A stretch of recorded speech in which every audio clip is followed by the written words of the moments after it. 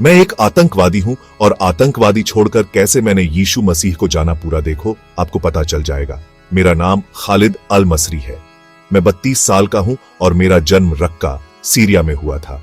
एक ऐसा शहर जो युद्ध की आग में जल चुका है। बचपन से ही मैंने हिंसा, नफरत और जीवित रहने की जंग देखी। मेरे पिता, जो कट्टर विश्वास रखते थे, ने मुझे सिखाया कि अल्लाह की सच्ची सेवा केवल जिहाद के जरिए हो सकती है। उनके लिए इससे बड़ा सम्मान कुछ नहीं था। हमारा शहर इस विश्वास का प्रतिबिंब था, लड़ाइयों के निशान लिए हुए, जहां हर जंग का वादा था जन्नत का। मेरे लिए यह शहर सिर्फ एक जगह नहीं, बल्कि एक प्रशिक्षण स्थल था, जो मुझे एक ऐसे उद्देश्य के लिए सैनिक बना रहा था जिसे मैं धर्मी मानता था। मेरे पिता के शब्द कानून थे। उन्होंने मुझे इस्लाम की सबसे कट्टर व्याख्या सिखाई। कोई समझौता नहीं, केवल जिहाद का कर्तव्य। वे जन्नत की बात करते, जहां दूध और शहद की नदियां बहती हैं, कोई दर्द नहीं, केवल अनंत सुख। वे कहते, शहीद का पहला खून का कतरा उसके गुनाह धो देता है, उसे जन्नत में 72 हूरें मिलती हैं। उनके शब्द जहर थे जो महिमा के वादे में लिपटे थे। मैंने इन शिक्षाओं को सच माना, क्योंकि मेरे पास और कोई रास्ता नहीं था। जिहाद मेरे अस्तित्व का आधार बन गया। मैंने आईसिस में शामिल होने का फैसला किया। मेरे पिता को मुझ पर गर्व था। मैं उनका उत्तराधिकारी था, जो उनके जिहाद को आगे ले जाएगा। जब मैंने आईसिस की शपथ ली, मुझे लगा मैं अपने जन्म के उद्देश्य को पूरा कर रहा हूं। मैं अजेय था, जन्नत के लिए चुना गया। प्रशिक्षण कठिन था, लेकिन मैंने सहा। हमें लड़ना, मारना और दुश्मनों को नष्ट करना सिखाया गया। यह सिर्फ शारीरिक ताकत नहीं, बल्कि विश्वास की बात थी। हम अल्लाह की इच्छा के साधन थे। लेकिन आईसिस का कट्टर विचारधारा जहरीली थी।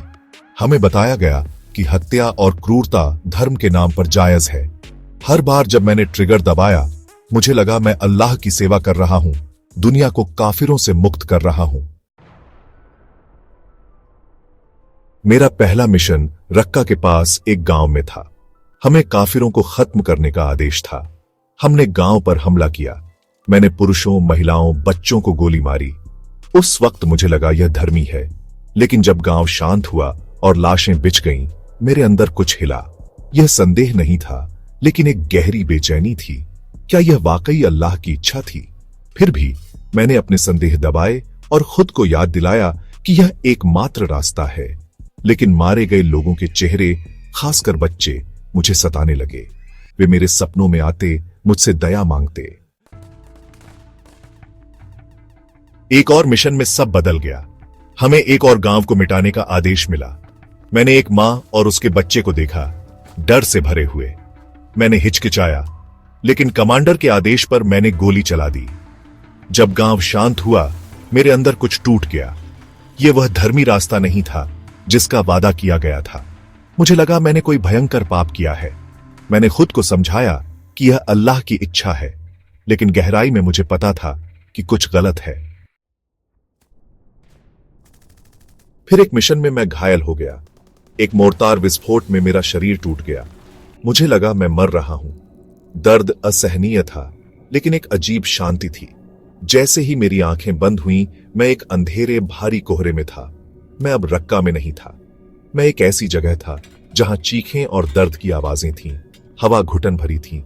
मुझे एहसास हुआ मैं नर्क में हूं। मेरे गुनाह, मेरी हिंसा का बोझ मुझ पर था। मैंने उन लोगों के चेहरे देखे जिन्हें मैंने मारा था। मैं चीखना चाहता था, लेकिन मेरी आवाज गायब थी। तभी एक रोशनी दिखी। यह एक शांत, गर्म रोशनी थी। एक आकृति मेरे पास आई। उसका चेहरा इतना चमकदार था कि मैं सीधे नहीं देख सका। उसकी मौजूदगी में मुझे शांति मिली। उसने मेरा नाम पुकारा, खालिद। उसकी आवाज में करुणा थी। उसने कहा, तुम धोखे में पड़ गए। तुमने मेरे नाम पर हिंसा को जायज ठहराया। तुमने जिंदगियां नष्ट की और अब तुम यहां हो। मैं समझ गया, मैं गलत था। उसने कहा, मैं यीशु हूं। मैं तुम्हारे लिए मरा। तुम मेरी कृपा से परे नहीं हो। उसने मेरा हाथ थामा और कहा, अगर तुम मेरी ओर मुड़ोगे, मैं तुम्हें माफ कर दूंगा। मुझे आशा मिली। यीशु ने मुझे एक बगीचे में ले गए, जन्नत। वहां फूल चमक रहे थे, नदियां साफ थीं। वहां कोई डर, दर्द या हिंसा नहीं थी, केवल शांति और प्रेम। यीशु ने कहा, ये वह अनंत जीवन है जो मैं देता हूं। ये हिंसा से नहीं बल्कि पश्चाताप और कृपा से मिलता है। मैंने एक फल खाया जो जीवन से भरा था। मुझे शुद्ध आनंद महसूस हुआ। यीशु ने कहा, खालिद, तुम्हारा उद्धार संभव है। मेरे पास तुम्हारे लिए एक मिशन है। मेरे प्रेम को दुनिया के साथ बांटो।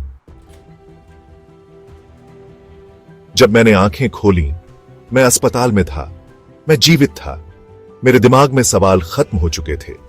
मुझे पता था कि मैं सीरिया में नहीं रह सकता। मेरे पुराने साथी मुझे गद्दार मानते। मुझे लेबनान भागना पड़ा। वहां मैंने ईसाइयों से मुलाकात की जिन्होंने मुझे यीशु के प्रेम को और गहराई से समझाया।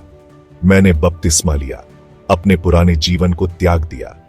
मैंने अपनी गवाही देनी शुरू की, खासकर उन लोगों को जो मेरी तरह हिंसा में फंसे थे। खतरे हमेशा थे। मेरे पुराने साथियों ने मुझे धमकियां दी, लेकिन यीशु का प्रेम मुझ में था। मैंने शरणार्थी शिविरों और गुप्त सभाओं में अपनी कहानी सुनाई। मैंने बाइबल अध्ययन शुरू किए। कई लोग जो मेरी तरह भटके थे यीशु की ओर मुड़े। मैंने एक क्रिश्चियन मिशनरी सोसाइटी ज्वाइन की और दुनिया भर में यीशु का संदेश फैलाया। एक दिन एक बाजार में मैंने एक टूटे हुए आदमी को देखा। उसकी आंखों में वही खोया हुआ दर्द था जो कभी मेरे पास था।